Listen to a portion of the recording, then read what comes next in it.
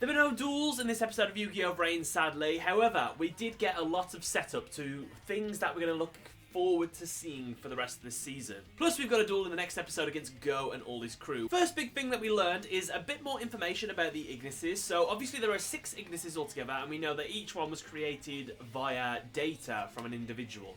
We know that Yusaku is the Dark Attribute Ignis's, I don't even know what to call them. I'm just going to call them hosts for now. They're not hosts, but you get what I mean. So, I is the Dark Attribute, and he is Yusaku's.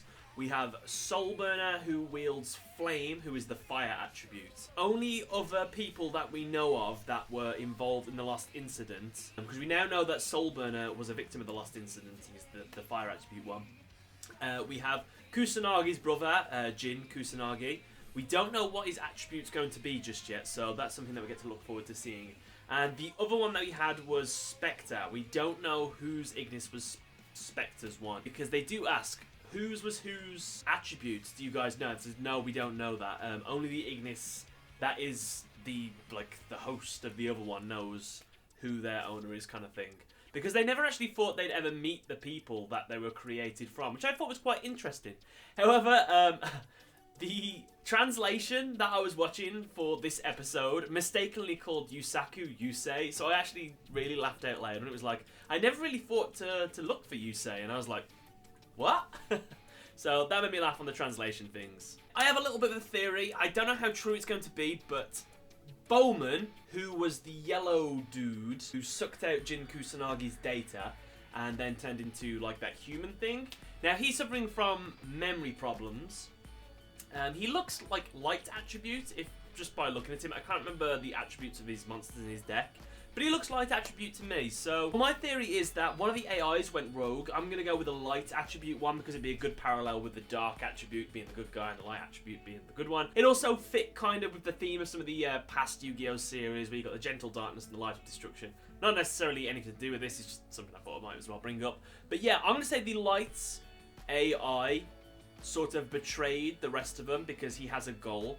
There was a mention of some of the AIs wanted to give the humans their technology, but whether or not it was a good thing to do, because we found out that humans could be bad. So yeah, maybe we do that. So the light attributed AI could be the silhouetted main antagonist that we've seen, or contradictory, that main antagonist managed to capture one of the eyes, specifically the light one, I'm still going with that one, and brainwashed it and turned it into Bowman. That's why Bowman can't remember his memories and he thinks he's the brother of this. They've like implanted a memory into him. And that could be why they wanted Kusanagi's data. Maybe they want to put that data into another one of the AIs. So, I don't know, it's just little theories. These are little theories that I have on this series. I like them as well. It's an intriguing series. Something that you can actually like really think about with the Yu-Gi-Oh! VRAINS series, unlike some of the past ones. Yeah. There you go, they're my theories anyway on those ones. We might have some more a little bit later, but we'll see. Oh yeah, keep that in mind. Jin Kusanagi had his mind digitized, which I was a little bit like, I'm sorry, how can you steal a human's mind? How can you come out of the TV and have a physical form, first of all? But we've established that's a thing now with Ignises. Well yeah, Ignises can do that. That supports my theory that Bowman could be an Ignis. But yeah, they digitized Jin's mind, and we don't know why they've done that just yet. But we have Soulburner now that is on our team. He knows who Yusaku is. He seems, he was described as a shut-in, so he seems to be even more possibly introverted than Yusaku. Not too sure, but I guess so, maybe. I like all the banter between the characters and the Ignises. So I like the way Yusaku and I sort of banter, and I like the way Soulburner and Flame banter, and I like the way the two AIs banter with each other.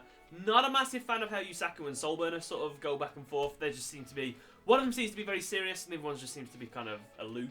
But we know that Soulburner isn't a hacker on the same level as Yusaku, or even a hacker at all, because he wasn't able to sort of process any of the data. So as we knew already from one of the previous episodes, Go has joined a bounty hunter organization, and he's joined this so that he can fight Yusaku. And we wasn't too sure why he wanted to fight Yusaku so bad, because we're going to get more of it in the next episode, so that'll be the best time to talk about it.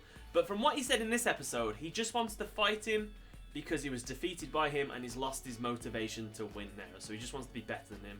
He sees Yusaku as someone that's always one step ahead of him, which I think is very weak motivation, if I'm being completely honest with you. I mean, maybe the next week's episode will put into perspective. I'm like, oh, Go is actually a very deep character. I see why he wants to be ahead of Yusaku, but from what I've seen so far, it just seems a bit shallow.